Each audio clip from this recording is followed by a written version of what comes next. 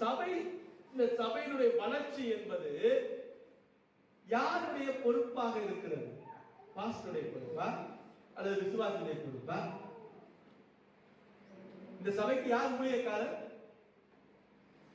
இந்த சபைக்கு யார் ஊழியக்காரர்? நான் யார் பாஸ்டர் கேட்கிறேன். இந்த சபைக்கு யார் ஊழியக்காரர்?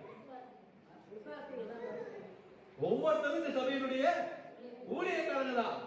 இந்த சபைக்கு ஊழியர் தேவனுக்கு ஊழியம் செய்கின்ற ஊழியக்காரர்கள். தேவனுக்கு ஊழியம், ஒவ்வொரு விசுவாசியும் தேவனுக்கு ஊழியம் செய்கின்ற ஊழியக்காரர். எத்தனை பேர் ஏற்றுக்கொள்றீங்க? ஒரு அல்லேலூயா சொல்லுங்க. நான் ஒரு தேவனுடைய ஊழியக்காரன். இருக்கிற ஒவ்வொருவரையும் ஆண்டவர் அப்படிதான் பார்க்கிறார். ஒவ்வொருவரையும் ஒரு ஊழியக்காரராக பார்க்கிறார்.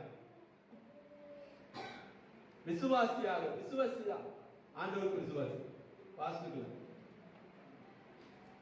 ஆண்டவருக்கு விசுவாசியாக. அப்போ ஒரு விசுவாசியை, ஒரு விசுவாசியாக ஆண்டவர் ஒரு சபையிலே கொண்டு வந்து உட்கார வைக்கிறார் சொன்னா அந்த சபையினுடைய ஊழியக்காரராக அவரை மாற்ற